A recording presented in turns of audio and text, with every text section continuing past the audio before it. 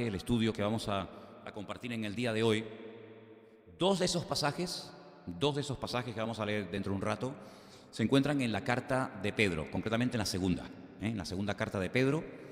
Otro pasaje lo vamos a leer en Filipenses y otro pasaje en Colosenses. Repito, de los 4 textos que vamos a leer esta noche, 2 se encuentran en segunda de Pedro, uno en Filipenses y uno en Colosenses. Vamos a empezar con el primer texto de segunda de Pedro capítulo 1, segunda de Pedro capítulo 1, del versículo 19 al versículo 21. Son unas palabras, estos textos que yo he seleccionado esta noche para leer entre todos, son versículos que los he seleccionado con una intención. Primero, recordarles a ustedes muchas de las cosas que ya saben. Pero en segundo lugar, que no perdamos en ningún momento la paz, la confianza y nuestra seguridad en Cristo Jesús nuestro Señor. Amén. Y el primer pasaje nos dice así, que Pedro viene hablando de una serie de experiencias que él tuvo a título personal, pero al final, para los que no tuvimos esa experiencia de verlo, de caminar con él, de oír la voz del Padre avalándolo, tanto el día del bautismo como el día de la transfiguración, ¿verdad? Pues para los que no tuvimos esa oportunidad y para los que no fuimos testigos oculares de aquellas experiencias que sin lugar a dudas marcaron la vida de estos hombres, dice, tenemos también, aparte de esas experiencias que él está compartiendo, su testimonio personal, tenemos también la palabra profética más segura. Aquí está, la palabra de Dios, la palabra profética más segura. Y dice, a la cual hacéis bien, no es un error, no es pérdida de tiempo, no, hacéis bien ¿en qué? En estar atentos, como a una antorcha que alumbra en lugar oscuro. Fijaros el ejemplo que pone, como una antorcha que alumbra en lugar oscuro, hasta que el día esclarezca y el lucero de la mañana salga en vuestros corazones. Entendiendo primeramente esto, que ninguna profecía de la Escritura es de interpretación privada, porque nunca la profecía fue traída por voluntad humana, sino que los santos hombres de Dios hablaron siendo inspirados por el Espíritu Santo. No es que se levantaban por la mañana profetas como Malaquías, Ageo, Sofonías, etcétera, y decían, bueno, voy a profetizar. No se les obligaba, como en algunas reuniones y en algunos retiros y en algunos círculos, evangélicos, casi que se les presiona y se les obliga a la gente a que profeticen, que se les ocurra, que digan cualquier cosa. No, ellos no profetizaban, dice, por voluntad humana, sino que cuando los inspiraba, cuando los motivaba el Espíritu de Dios, pues los ungía y automáticamente compartían el mensaje. Y ahora yo que estoy preparando un estudio sobre todos los profetas para darlo en el mes de diciembre en una iglesia que me ha invitado en Suiza, tengo que ir profeta por profeta, tanto los mayores como los menores, pues muchos de ellos hasta ponían la fecha, ¿saben? Ponían la fecha, decía el día tal, del año tal, en el mes tal, vino palabra del Señor por boca de tal y tal profeta, y comparas el día, la fecha de dicha profecía con la siguiente que da, y a veces había años, hermanos, de diferencia entre una y otra. Fíjate que, por ejemplo, el otro día puse el ejemplo del profeta Jeremías, cuando a él le dice el pueblo que ha quedado después de haber sido destruida la ciudad de Jerusalén y haber sido llevados al cautiverio en Babilonia, y le dicen, bueno, ora y danos palabra de parte del Señor, es decir, dinos qué tenemos que hacer. Pues él se va y a la media hora no vuelve, sino que vuelve 10 días después.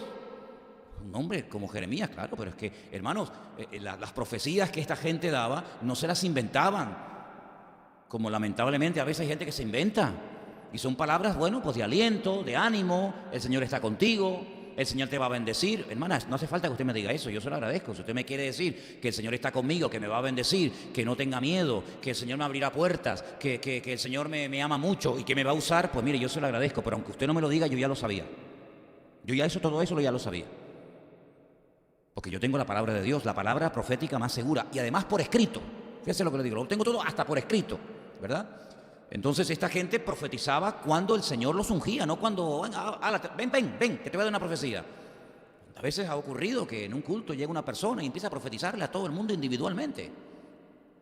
Entonces, hermanos, en estos tiempos en los que estamos viviendo, en los que vamos a ver tantas cosas extrañas, tantas cosas raras, dice, hacemos bien, a mí me encanta esa expresión, me gusta muchísimo, hacemos bien en estar atentos a la palabra profética, dice que es seguridad, es sinónimo de seguridad, y que brilla, nos ilumina el camino, lámpara es a mis pies tu palabra y lumbrera mi camino. Encontramos ese texto, esas palabras, ¿verdad? En el Salmo 119, hacemos bien, y la fuente de la información de nuestras vidas no es la prensa. La fuente de información nuestra no son las tertulias de televisión, de la radio. No, esa no es la fuente de mi inspiración ni la fuente de mi información. La fuente de mi inspiración y la fuente de la cual mana y fluye el conocimiento fidedigno, exacto y fiable a mi vida es la palabra de Dios. ¿Cuántos dicen amén? Las noticias que hoy aparecen en el periódico mañana las pueden desmentir. ¿Cuántas veces se han equivocado y han dicho, bueno, lo que ayer pusimos en el periódico o lo que ayer comentamos lo hemos contrastado y no eran realmente 1000 muertos, eran 10? O no fue realmente aquello, sino fue otra cosa. Entonces, no te olvides que en estos últimos tiempos, uno de los medios que más va a utilizar Satanás para traer desánimo, para traer temor, para traer dudas y para traer un montón de cosas negativas a nuestras vidas, van a ser los medios de comunicación. ¿Tú te acuerdas cuando Trump, este presidente de Estados Unidos, ganó las elecciones? ¿Tú te acuerdas cuántos programas, cuántas tertulias y durante cuántos días, tal vez semanas, nos estuvieron bombardeando acerca del peligro que este hombre iba a ser para el mundo? Lo que iba a pasar, que este es un loco que nos va a llevar a un disparate. Usted ponga la televisión hoy en día y prácticamente ni se habla de Trump. Bueno, en alguna ocasión y tal, pero no es como aquellos días previos a la elección, que era un machaqueo continuo en la 3, en la 5, en la sexta, por aquí, por allá, que este es un no sé qué, que este es un no sé cuánto, que Trump va a llevar al mundo a la ruina, que no sé qué. Pasó aquello y ya ni Trin, ni Trump, ni nada, ya nadie habla de Trump. ¿Se acuerdan cuando empezaron a bombardearnos con imágenes terribles de la guerra en Siria? Es muy difícil hoy en día encontrar un canal que se pegue tanto tiempo como en aquellos días hablando de la guerra en Siria. ¿Quiere decir que porque han dejado de hablar ya no hay guerra en Siria? Sí, esa es la tónica de los medios de comunicación. Cuando dejan de hablar de Siria, por ejemplo, es porque ya se solucionó el problema. ¿Y qué se va a decir ahora? Si ya no hay guerra, ya hay paz, ahora se han unido los que antes peleaban, ahora han entregado las armas, se quieren, se aman, Siria ha vuelto a florecer, se ha instaurado el orden. No, es que ya no interesa. Cuando nos caían todos los días con imágenes de los refugiados que venían de Siria, de Libia, era una y otra patera, y por aquí, por allá, el niño que se ahogó, la madre que no llegó, el salvavidas que no era verdad, que no... Prácticamente ya no salen esas noticias. ¿Se acuerdan ustedes cuando fue la época de hablar de Venezuela? Todos los días. Y que si la policía, y que si Maduro, y que si no hay comida, y que si los supermercados, y que se la manifiesta. ¿Se arregló ya el problema? ¿Ya todo está en paz y todo está en armonía? No, sino que simplemente pasaron a otro tema. ¿Cuál es el tema ahora? Cataluña. Yo estoy hasta el gorro, hermano, permítame. De verdad, es que estoy hasta el gorro. Pero es que yo no sé cuánto tiempo exactamente, pero yo creo que ya llevamos más de un mes. Mucho más de un mes, por la mañana, por la tarde, por la noche, por la mañana, por la tarde, por la noche, por la mañana. Repiten las imágenes. Hay imágenes que ya las han repetido hasta decir basta, decir, oye, pero no tienen otra cosa. Yo a veces pongo otros informativos. Oye, son informativos variados. Que el mundo no es Cataluña, mijo. Cataluña tiene 7 millones de habitantes, el mundo tiene 6.000 millones, 7.000 millones de personas. No hay nada más en el mundo. Ya no se mueren los niños de hambre. Ya no hay problemas en África. De epidemias, de virus, de guerras. Ya no se habla de otras cosas, parece como que hay una obsesión. Hermanos, los medios de comunicación no son la fuente de nuestra información. Nosotros no podemos entrar en ese juego. La fuente de nuestra información dice aquí que es la palabra profética más segura, a la cual hacéis bien en estar atentos y en obedecerla y dejar que ella ilumine nuestra mente.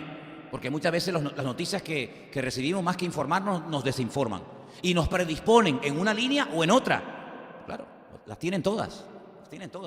No tienen problemas con horario, no tienen problemas con frecuencias. Ellos tienen la sartén por el mango. Por lo tanto, el creyente tiene que tener bien claro que si usted quiere saber lo que va a pasar, aquí lo tiene. Por escrito. Y ahí usted va a encontrar frases como, por ejemplo, tengo aquí una pequeña lista de frases que a usted le va a sonar perfectamente. Dolores de parto. ¿Le suena o no? Jesús habló de los dolores de parto. ¿Que sufriría quién? La humanidad, la tierra. Dolores de parto. Es que para que nazcan los niños tiene que haber dolores. Si no hay dolor, el niño no nace. Esa es la señal de que el niño viene. Entonces los dolores no son para ponernos nerviosos, ni preocupados, ni para perder la paz, ni para dejar de dormir, ni para tener que tomar, en vez de una pastilla tranquimacín, tomar 4. No, no. Los dolores de parto son las señales de que nuestro Dios viene pronto. Así que gloria a Dios por los dolores de parto, porque si no hay dolores de parto, Él no viene. Entonces, mira, cuanto más dolores de parto, y cuanto antes termine esto, mejor que mejor. ¿No le suena la frase principio de dolores? ¿Le suena? Está en Mateo 24. Y esto es principio de dolores. Y uno dice, ¿qué es para el Señor principio de dolores? Terremotos, guerras, rumores de guerras, falsos cristos, falsos profetas. Eso es el principio. Entonces, ¿cómo será el final? Bueno, si ese es el principio y te asustas, imagínate si te cuenta el final, ¿verdad? Por lo tanto, nuestra fuente de información, nuestra luz, nuestra antorcha que alumbra en medio de la oscuridad es la palabra de nuestro Dios. ¿Cuántos dicen amén? De ella sale toda la información que mi espíritu, que mi vida necesita para no perder la paz. ¿Cómo me va a robar a mí la paz una televisión, hombre? ¿Cómo me va a robar a mí la confianza y el sueño 4 o 5 periodistas que van en una línea o van en otra? No, en absoluto, para nada. El otro texto que quería leer se encuentra también en 2 de Pedro, pero en el capítulo 3, del versículo 9 en adelante. Presta atención, hermanos, son versículos muy interesantes y que creo que vienen muy bien para este tiempo en el cual estamos viviendo. 2 de Pedro, capítulo 3, versículo del 9 en adelante. El Señor no retarda su promesa, según algunos la tienen por tardanza. ¿Le gusta ese versículo? Buenísimo, ¿eh? Señor no, dice, Señor, estás tardando mucho. No. Señor no tarda nunca. Señor no retarda su promesa. Dice, según algunos la tienen por tardanza, sino que es paciente para con nosotros, no queriendo que ninguno perezca, sino que todos procedan al arrepentimiento. Ahora, me llama la atención porque el versículo podía haber dicho, lo voy a leer mal, presta atención, o mírelo ahí en la pantalla. El Señor no retarda su promesa, según algunos la tienen por tardanza, sino que es paciente para con todos. Y eso no dice. ¿Con quién es paciente? Contigo y conmigo. Es paciente con nosotros. Así que si Él no ha venido, es porque todavía ve en nuestra vida áreas y aspectos en los que tenemos que cambiar. Entonces Él es paciente con nosotros. Así que la razón por la que todavía no ha venido es porque todavía en nosotros tiene muchas cosas que cambiar y hacer. Así que en cierto sentido podemos decir que nosotros estamos como, entre comillas, frenando, por decirlo de alguna manera, la venida del Señor. En cierto sentido sí.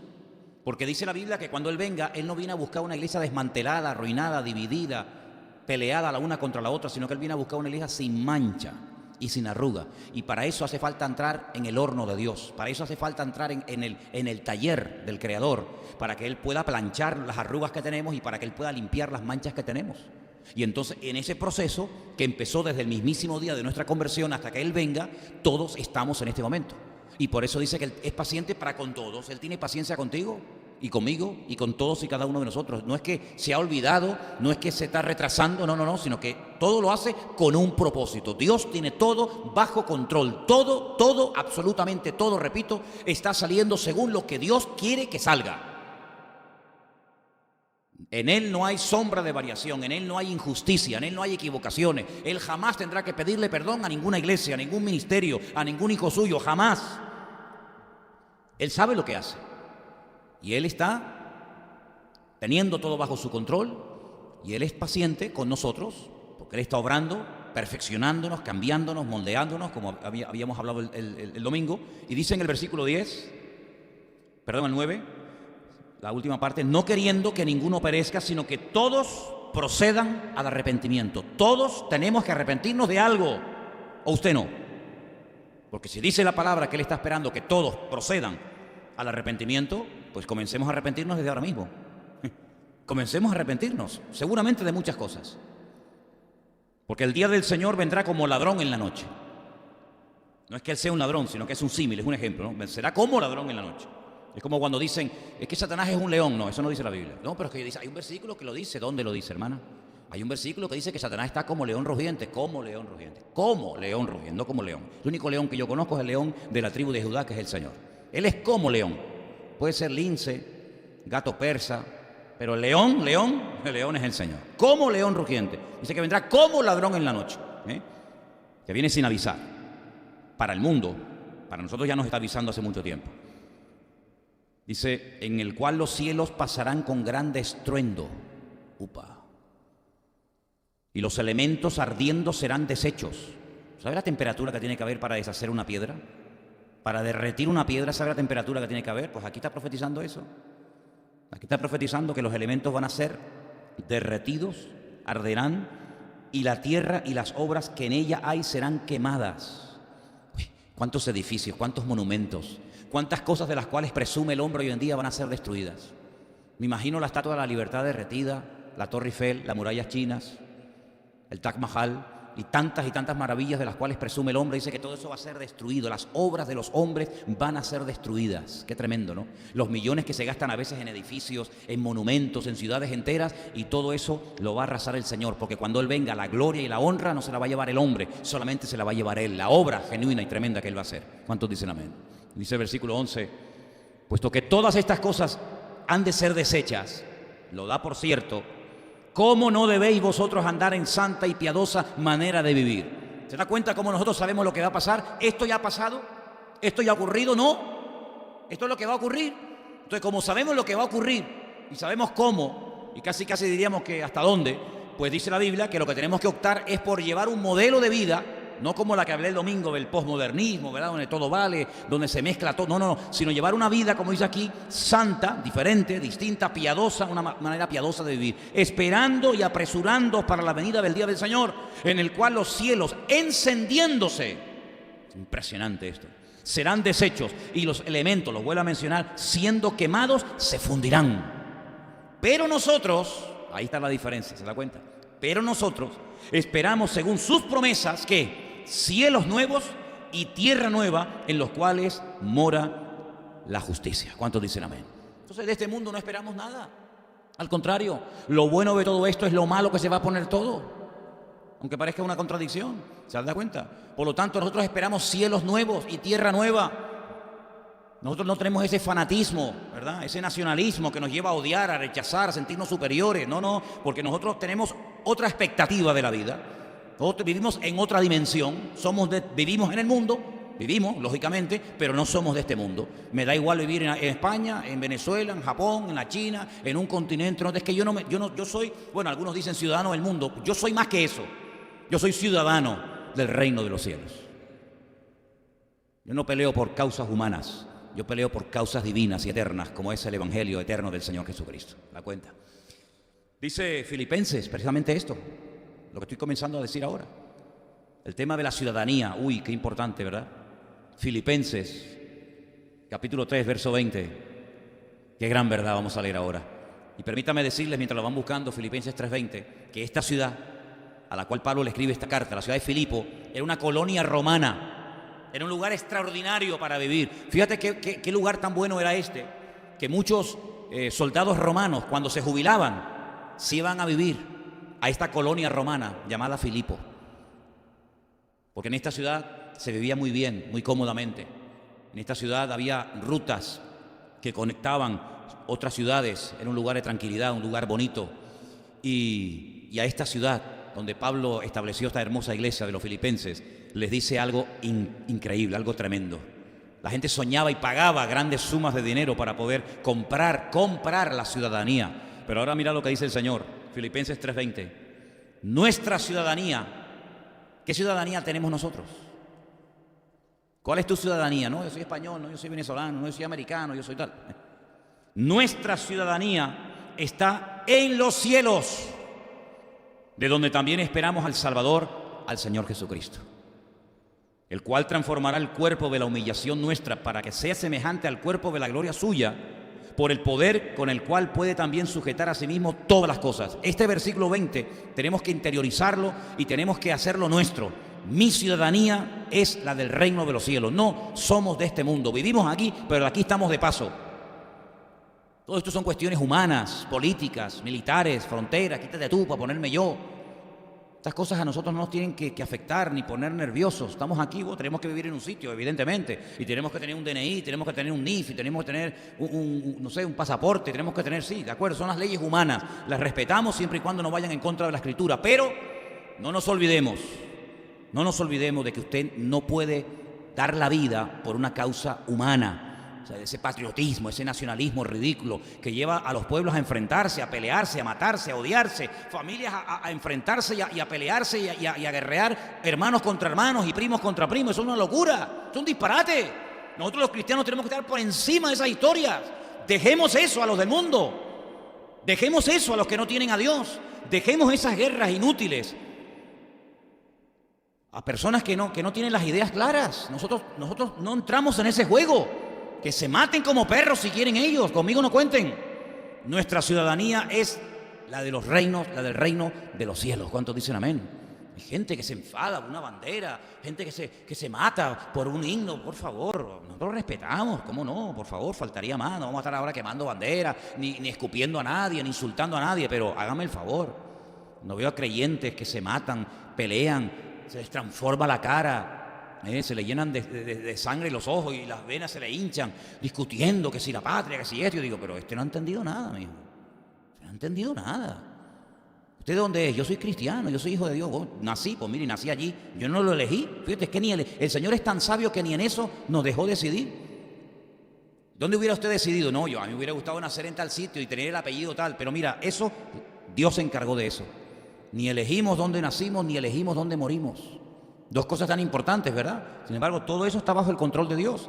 Entonces nosotros no podemos entrar en esas discusiones, en esas peleas, en esas discusiones de bar, de taberna, en esas discusiones, ¿verdad?, efímeras, que por lo que se pelea hoy, mañana no tiene ningún sentido, ¿verdad? Entonces, por lo tanto, hermanos, nosotros tenemos que tener un equilibrio y tenemos que tener una filosofía de vida, pero muchísimo más elevada que todo eso, muchísimo más elevada que todo eso.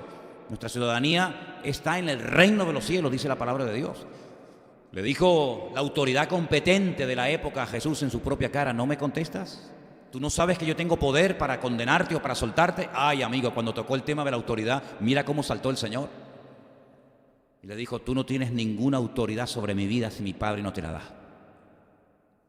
Si mi Padre no te da a ti autoridad, a ti no te entra ni oxígeno en los pulmones.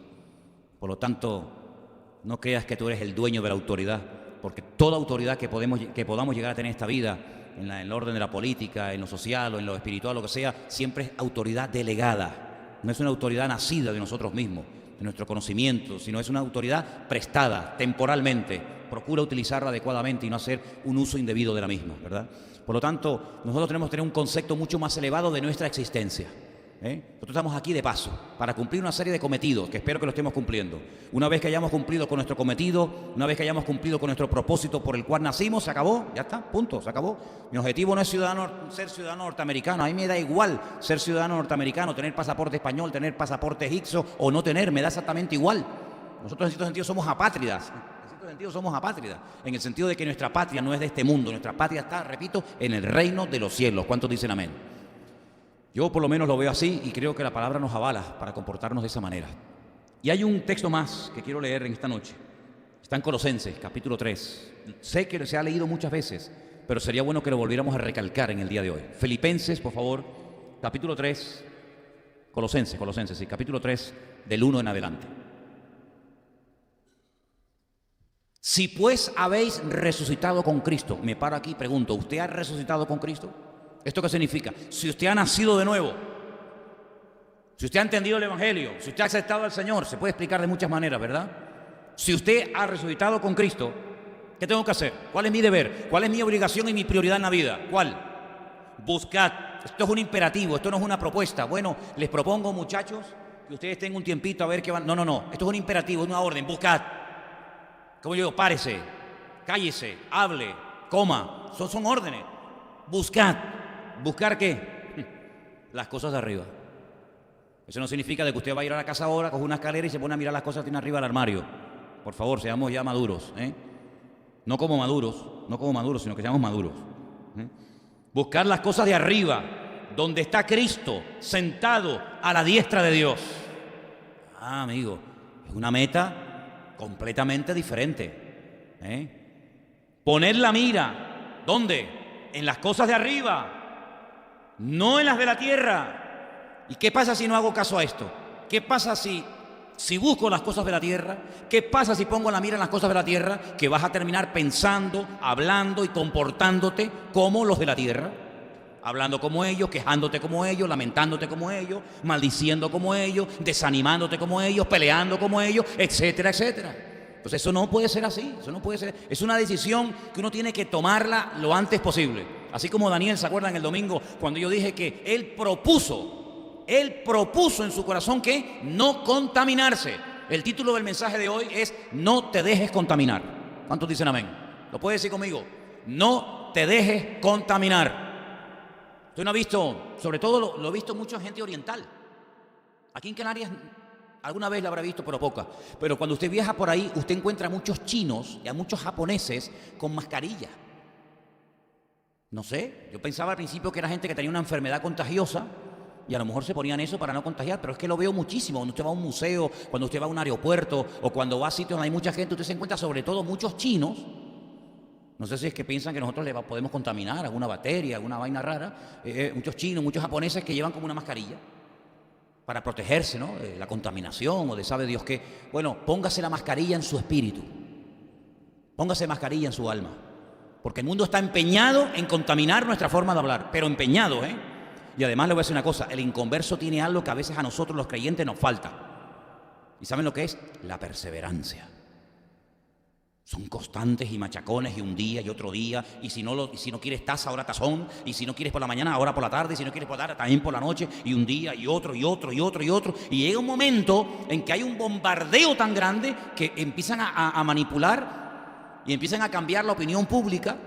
Porque claro, si tú estás todo el santo día, mijo, desde que te levantas hasta que te acuestas, desde que te levantas hasta que te acuestas, por la mañana, por la tarde, por la noche, pones la radio lo mismo, pones la televisión lo mismo, pones la lectura, un periódico y lo mismo, llega un momento en el que eso te va entrando dentro de tu forma de ser y te va condicionando en una línea o en otra, cuidado, que aquí hay para todos los colores y para todos los gustos. Depende de la radio, depende del periódico, depende de la tertulia que usted escucha, puede terminar odiando a unos o amando a otros, o viceversa, cuidado. Pero entonces quiere decir de que yo soy como una especie de veleta, ¿sabes? ¿No? Esa que se pone en lo alto de la casa y el viento sopla de un lado y la veleta pum, se mueve y ahora cambia la dirección y sopla. Mira qué curioso que Pablo le dice a otros hermanos, concretamente a los hermanos de la ciudad de Éfeso, dice: no seáis niños fluctuantes, llevados por todo viento de doctrina, por estratagema de hombres que para engañar emplean con astucia las artimañas del error. Es decir, no te dejes contaminar, no te dejes manipular por los que se dedican profesionalmente a manipular a las masas. Y es que hay expertos, es que hay una parte de la psicología y hay una parte del periodismo que consiste en manipular a las masas. Y hay gente que tiene un carisma a base de repetir y conceptos y palabras, y hay conceptos y palabras que se inventan y a base de repetirlos la sociedad como que los interioriza. ¿Pero cómo puede ser eso? ¿Cómo puede ser eso? Cuando aquí estamos leyendo la palabra que yo tengo que poner la mira. Tengo que poner la mira en las cosas de arriba, no en las de la tierra. Es una orden, hermanos. Y las consecuencias cuando no lo hago son terribles a corto y a largo plazo. Y añade, porque habéis muerto y vuestra vida está escondida. ¿Dónde estamos escondidos? Con Cristo. Y Cristo en Dios. Cuando Cristo, vuestra vida se manifieste, entonces vosotros también seréis manifestados con Él en gloria. Y a continuación, no lo vamos a leer, pero a continuación usted puede leerlo esta noche antes de irse a la cama a dormir. Todas las cosas que tengo que hacer para ir dejando lo carnal, menciono algunas: impurezas, malos deseos, avaricia, blasfemias, palabras deshonestas, mentiras, etcétera, que es lo normal, es la filosofía de vida del mundo hoy en día: odiar, matar. Y detrás de todo esto, ¿quién está? El presidente de Antena 3, el presidente de la Sexta, el presidente. Detrás de todo esto, ¿quién está? El príncipe de la potestad del aire. El príncipe de la potestad del aire, donde se mueven todas las ondas, donde están ahí todos los satélites, ¿verdad? Donde están ahí todas las frecuencias. Ahí ese es el terreno de él. Es el príncipe de la potestad de la atmósfera, de los aires. Satanás, que Cristo, en esa capacidad tremenda que él tenía de, con pocas palabras, decir muchas cosas profundas, lo definió como un ladrón. Es un ladrón. Y un ladrón no viene nunca para bendecirte, para traer estabilidad emocional a tu casa. Un ladrón nunca viene para traer una alegría a tu hogar, viene para hacerte daño. Pero aparte de robar, el Señor añade dos adjetivos más todavía peores. Viene para robarte, para matarte y para destruirte. Oye, pero más claro agua, pero Él también dice: pero yo he venido para todo lo contrario, para darte vida y vida en abundancia. Entonces, hay decisiones que cada día tenemos que tomar. Hay cosas que tenemos que seleccionar. Mira, ahora que hemos estado en la península, aquí gracias a Dios no se ve, y espero que nunca, pero en la península en algunas partes hay autopistas de peaje. Es decir, que si no pagas, no pasas. Si quieres ir por esa autopista, tienes que pagar. Y entonces hay como unas cabinas y hay momentos en los que la autopista pasa de 120 a 100 y de 100 a 80 y de 80 a 60 hasta que llega un momento en que es como un embudo y tienes que pasar obligatoriamente por la ventanilla donde tienes que pagar. Puedes pagar con tarjeta, puedes pagar con moneda, puedes pagar con una tarjetita que se pega en el parabrisas del coche y ese telepase y automáticamente él lo lee y se levanta la valla y pasa. Pero sea como sea, tienes que pagar. Si no pagas, no pasas. No pasas directamente. Oye, a mí eso me sirve para decirles que en la vida nos vamos a encontrar en muchos momentos en los que yo tendré la responsabilidad personal delante del Señor y delante de mí mismo de decir, tú no pasas, tú por aquí no pasas. Malos pensamientos, dice incluso Pablo a los filipenses, dice, ustedes tienen que pensar en lo justo, en lo honesto, en lo verdadero, en lo que se puede en un momento determinado hablar en público, pero todo lo que no es honesto, todo lo que no es verdad, todo lo que son chanchullos, todo lo que son medias verdades, todo lo que son medias, él dice, en esto no pensad. En otras palabras, tenemos la capacidad y la obligación de decir, esto a mí no me conviene. El Señor no viene para decir este sí y este no, sino que Él vino y murió ¿por quién? Por todos. Vino a dar su vida absolutamente por todos. Y estamos viviendo unos tiempos en los que el mundo está tratando de crear parcelas y defender esas parcelas o esos terrenos a muerte. Y eso es muy peligroso. Eso es muy peligroso. Porque el cristianismo, fijaros, si ustedes estudian la historia de la iglesia, que ya tiene 2000 años, ya está bien, ya está bien. Los cristianos han vivido en regímenes comunistas como usted no se pueden imaginar, pero no cuando ya dejaron de ser comunistas, sino cuando empezaron, que es muy diferente el comunismo de hoy en día al comunismo hace 100 años atrás, o 80 o 90, cuidado. Ya muchos están quemados de esa filosofía de vida, pero cuando arrancó, muchísimos cristianos estaban ahí. Y la iglesia ha sobrevivido hasta el día de hoy en regímenes comunistas, pero con una presión y una persecución terrible. Y no pudieron con ella. Y la iglesia, los cristianos, hemos vivido bajo dictaduras y bajo sistemas capitalistas y bajo sistemas socialistas, y hemos vivido bajo los faraones, y hemos vivido bajo los Césares de Roma, que se endiosaban y creían que eran hasta dioses, ya eso era el colmo, ¿no? Y hemos vivido en regímenes donde esto era un desastre, una anarquía, que esto era como una selva donde cada uno hacía lo que le daba la gana. Y tú te das cuenta de que los cristianos desde hace 2000 años han sobrevivido y han traspasado el testigo del Evangelio en cualquier régimen o en cualquier sistema. ¿Por qué? Porque se han mentalizado, porque es así, de que nosotros no somos de este mundo. Y tú te encuentras a un José, un creyente como la copa de un pino, con un nivel de santidad espectacular, te lo encuentras viviendo en el palacio con Faraón.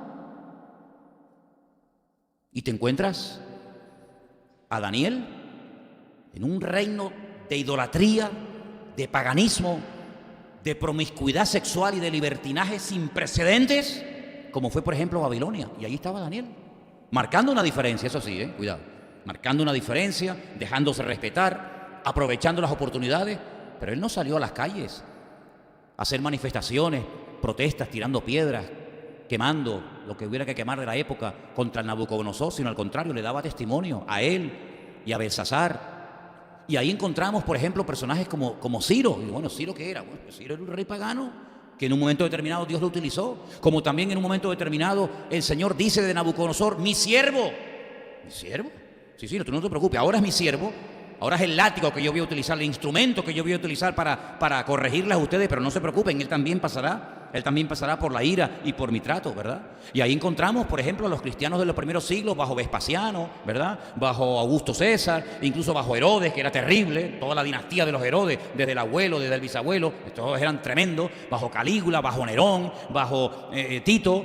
Y tú te encuentras a los cristianos que ellos se mentalizaron de que en esta vida, donde Dios nos haya puesto, allí donde tenemos que brillar y marcar una diferencia. Y por eso me parece una pérdida de tiempo y una falta de madurez tremenda cuando hay creyentes que pelean por causas humanas que para eso tienen a los hijos del diablo, pero que nosotros no somos ni de este mundo, ni queremos vivir según las reglas de este mundo, sino que nuestro estándar, nuestro modelo de vida está por encima, y ese modelo de vida lo tenemos claramente establecido en los patrones de conducta que tenemos en la palabra de Dios por escrito. ¿Cuántos dicen amén? Entonces, hermanos, que nada nos haga perder la paz. El salmista decía, antes de Cristo, imagínate ahora, en paz me acostaré. Claro, para dormir en paz hay que acostarse en paz. Tú no te puedes acostar en guerra y pretender dormir soñando con los pajaritos. Vas a soñar con los buitres, no es que con los pajaritos. Pero dice el salmista, yo en paz me acostaré y así mismo dormiré. Porque mi mente, mi cerebro, mis pensamientos no han estado contaminados, dejándose envenenar durante el día con lo que los hombres del mundo dicen, sino que yo me he llenado de los principios y de las promesas de mi Dios, sabiendo que aunque caigan por un lado y caigan por otro lado, yo estaré con ustedes todos los días hasta el fin del mundo. Entonces son cosas que sabemos, ¿verdad? Yo no estoy enseñando nada nuevo. Son cosas que sabemos, pero que a veces es bueno recordarlas. A veces es bueno recordarlas. Que caerán a tu lado 1000. Ah, caerán, sí, claro, te lo está diciendo. Caerán a tu lado 1000. No, es un montón, ¿eh? Y a tu lado 10.000. Muchacho, pero a ti no llegará.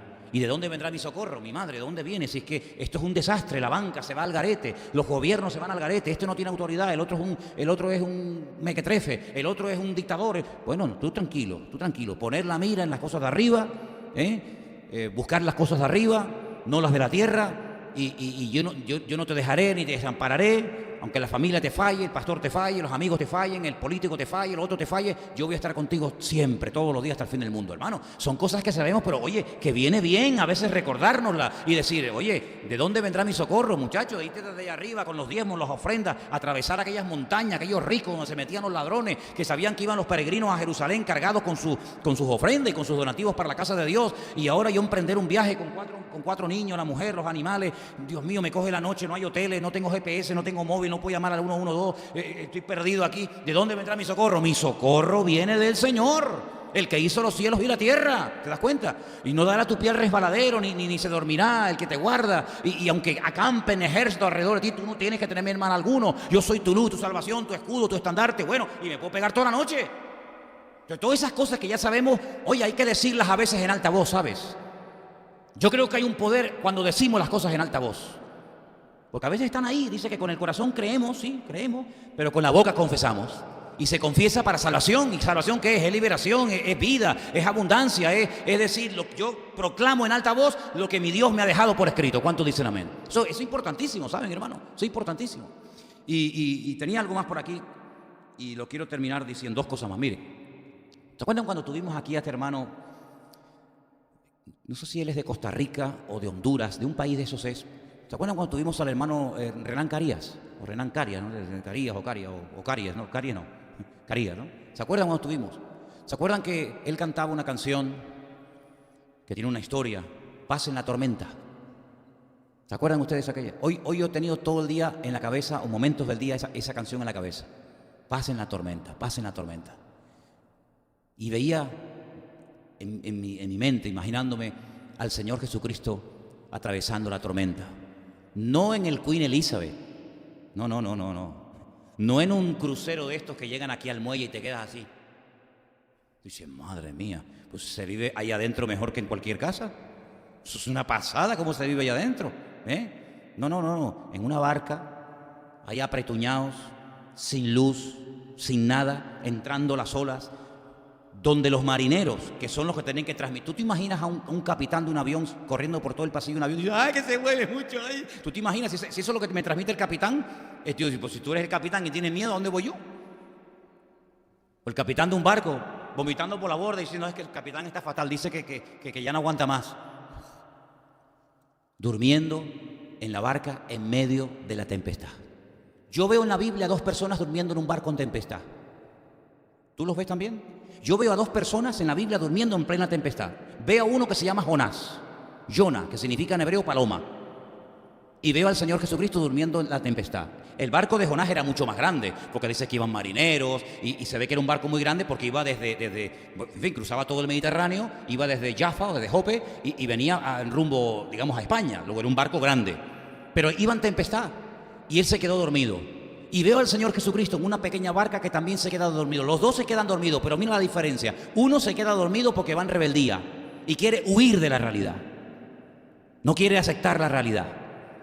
El otro va en obediencia y va con la paz, porque Él es la paz personificada, y va tranquilo porque las Escrituras, la palabra profética más segura a la cual hacéis bien en estar atentos, decía que cuando viniera el sagrado y bendito Mesías, moriría crucificado, no ahogado.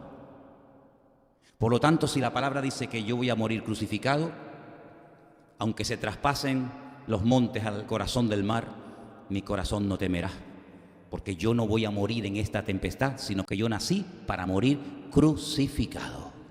Por lo tanto, me voy a echar una siesta y déjenme en paz. Si la Escritura hubiera dicho que el Mesías moriría ahogado, ay amigo, permítame la expresión, pata para que te quiero. Pero como las palabras del Señor decía que iba a morir crucificado, yo puedo dormir tranquilo. Hombre, me mojaré. Puede ser que la barca se bambolee, pero yo no voy a morir. Porque la palabra más segura dice la forma como yo iba a morir. Y por eso, cuando nosotros conocemos la palabra y estamos empapados y llenos de la palabra, yo tengo que saber, como el Señor sabía que Él no iba a morir ahogado, sino crucificado, yo tengo que saber que cuando empiecen los dolores de parto, cuando empiecen los principios de dolores, etcétera, etcétera, las guerras y rumores de guerra y las divisiones y las peleas y las falsas profecías, etcétera, etcétera, yo tengo que saber que a mí eso no me va a afectar, que a mí eso no me debe de afectar, más bien. ¿Saben por qué? Porque yo conozco la palabra de Dios y yo sé que todo eso es necesario que ocurra, pero es el anticipo, son los toques de trompeta previo a la aparición visible de nuestro Señor Jesucristo. Es decir, yo me preocuparía más si no pasa nada que cuando pasan cosas. Yo estaría preocupado y nervioso diciendo, oye, no hay guerras, no hay hambre, 25 años sin un terremoto, no hay paro, ya los hombres no matan a las mujeres como ocurre lamentablemente, ya los judíos y los palestinos ya comen juntos, hacen fiestas juntos, juegan al fútbol juntos, se van de vacaciones la familia de los palestinos y los judíos juntos, ya no hay guerras en el Oriente Medio, ya se llevan todos de maravilla. Yo estaría tremendamente preocupado, primero porque entonces me daría cuenta de que la Biblia es un timo, y en segundo lugar, porque entonces en vez de estar aquí, lo que seguramente yo estoy muerto, estoy en el cielo y no me he dado cuenta que ya morí y llega la gloria. Pero mientras estemos en este cuerpo, mientras estemos en este valle de sombra y de muerte, la palabra de Dios nos dice que vendrán terremotos y todo tipo de barbaridades, pero el Señor, hermano, y quiero ir concluyendo, nos dio una gran lección en la antigüedad. Y por eso es bueno tener memoria espiritual, para mirar atrás y decir, Señor, si tú lo hiciste una vez, ¿por qué no puedes volver a hacerlo otra vez? En el arca de Noé, queridos hermanos, iba el justo Noé con su familia. Todos fuera murieron ahogados, todos fuera perdieron la vida. Pero ellos, a pesar de que el arca la construyó en un sitio y apareció en el quinto pino y se movió y hubo tempestad y estuvo 1 año y pico entero sin salir del arca allí metido, él logró sobrevivir, y gracias a la confianza, a la fe y a la obediencia de aquel varón de Dios y sus hijos, tú y yo estamos aquí en esta noche. Así que gracias a la obediencia de otro hombre, nosotros hoy en día podemos disfrutar de la vida y estar en este lugar alabando a nuestro Dios. ¿Qué te parece? Así que ya el Señor lo hizo. Vino un diluvio, vino un caos, una destrucción mundial, universal. No una cosa regional, no una cosa de una provincia, de una comunidad. No. A nivel mundial, la destrucción, la aniquilación de la humanidad. Noé con su familia se salvó, bendito sea Dios. En Egipto, el río Nilo en sangre, plagas, epidemias, muerte, el ganado se muere, úlceras, plaga de todo, de piojo, de mosca, de rana, de todo. Tinieblas en la casa de los faraones, luz, salud y presencia del Señor en la casa de su pueblo Israel. Hermanos, ¿no nos ha dado ya suficientes indicaciones nuestro Señor a lo largo de la historia de la humanidad para mostrarnos que cuando peor se ponen las cosas, por ejemplo el diluvio, por ejemplo la destrucción de Sodoma y Gomorra, por ejemplo la situación del pueblo de Dios en Egipto, etcétera, etcétera, etcétera, el Señor siempre ha actuado de una forma sobrenatural, protegiendo y salvando a su pueblo? Bueno, pero sí, es que todos los momentos más duros de la historia bíblica, Dios siempre ha estado. Oye, ¿alguno de ustedes le haría ilusión dormir esta noche en una cueva llena de leones hambrientos? Que es muy bonito verlos en el zoológico, que es muy bonito verlos de lejos. No, pero esta noche nos van a meter a todos en un foso lleno de leones que llevan 3 semanas sin comer, que tienen más hambre que los perros de un hippie. Amigo, allí se hizo visible la protección del Señor. En el momento más duro de la vida de Daniel, que no fue la deportación, vamos, la deportación era un chiste en comparación con lo que pasó esa noche ese hombre, pero allí estaba el ángel del Señor, dice que les tapó la boca a los leones. Impresionante. Y no se hizo visible el Señor cuando se llevaron a José con una injusticia en un juicio, que aquello no era ni juicio ni nada, que era un simulacro, aquello una tomadura de pelo, y lo meten en una mazmorra, sin familia, sin comida, sin agua. Fíjate que uno de los salmos dice que pusieron sus pies y sus manos apresadas al cepo. Lo encadenaron. Un salmo lo leí y otro dice, uy, fíjate, en Génesis no lo dice, pero en los salmos dice que le pusieron cadenas en sus manos y en sus pies. Y dice la Biblia, pero el Señor estaba con José. Pues gloria a Dios. Y cuando los meten en el horno de fuego, hermano, el otro día yo calenté un poco de más la taza del café con leche y la fui a agarrar. Muchacho, mira.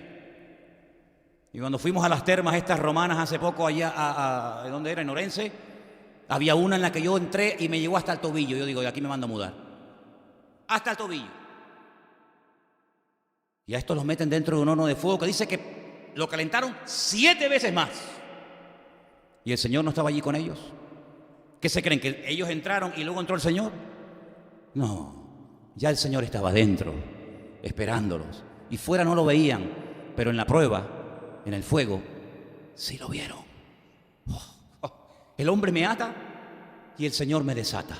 El hombre me quiere matar y el Señor me da vida.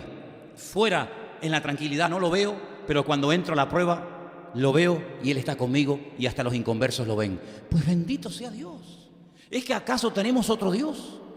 ¿Es que acaso Dios está ya cansado y como ese pobre viejito que ya al pobre le duele la espalda, la rodilla y ya pierde la memoria y ya está deseando ya irse a la otra vida? ¿Es acaso esa la imagen que tenemos de nuestro Dios? Nuestro Dios tiene más poder y más autoridad que nunca en la historia, hermano. Y las cosas más grandes que vamos a ver, tanto en una línea como en otra, Dios nos ha seleccionado a ti y a mí para que las podamos ver. Es verdad que no vimos personalmente a Juan, ni a Pedro, ni a David, ni a Santiago, ni a Moisés, ni a Abraham, ni a Elías, ni a tantos personajes de Dios. Ni siquiera a Él lo vimos personalmente, ni lo escuchamos, ni lo tocamos, ni estuvimos en el monte de la calavera, ni el día de la resurrección, ni en el aposento alto el día de Pentecostés. Es verdad que no vimos nada de eso. Pero lo que vamos a ver nosotros, ¿cuántos profetas del Antiguo Testamento desearon ver lo que tú y yo estamos a punto de ver y murieron y no lo lograron ver? Vamos a ver el libro del Apocalipsis cumplirse. ¿Te parece poco? Ni Juan, que lo escribió, lo vio en profecía, lo vio en visión, en sueño. Y nosotros vamos a vivir unos tiempos de historia bíblica sin precedente. Pero guarda tu mente, guarda tu corazón, guarda tus ojos, guarda tus oídos. No te dejes contaminar. ¿Cuál es el título del mensaje esta noche? No te dejes contaminar. Contaminar sobre todo por esos medios tan poderosos que llegan a millones de personas al mismo tiempo y se meten en las casas sin pedir permiso y se meten en todas partes sin pedir permiso. ¿Por qué? Porque tienen poder para hacerlo. Las mejores cámaras, los mejores satélites, los mejores repetidores, los mejores estudios de grabación, los medios más sofisticados los tienen ellos. ¿Y tú te crees que los han hecho para traer bendición, para dejarte dormir, para traerte paz y seguridad? No, hermano, el diablo quiere utilizar toda esa tecnología para dañar, para matar y para destruir. Pero como ya lo sabemos, nos vamos a rodear con la presencia del Señor. Y como dice la Escritura, yo y mi casa serviremos al Señor. Amén, hermanos. Cierra tus ojos ahí donde estás. Nuestra causa no está perdida. Al contrario, es la causa de las causas. Es lo único digno por lo cual vivir y morir. El Evangelio eterno de Jesucristo. Todos los sistemas, imperios y regímenes a lo largo de la historia han tenido su tiempo de esplendor y de gloria y su tiempo de la más absoluta decadencia. Incluso algunos han desaparecido y no hay más que piedras viejas y templos y castillos viejos que ya no sirven para nada más que para sacarse fotografías, nada más que para eso. Pero el reino del Señor es sempiterno, nunca perecerá.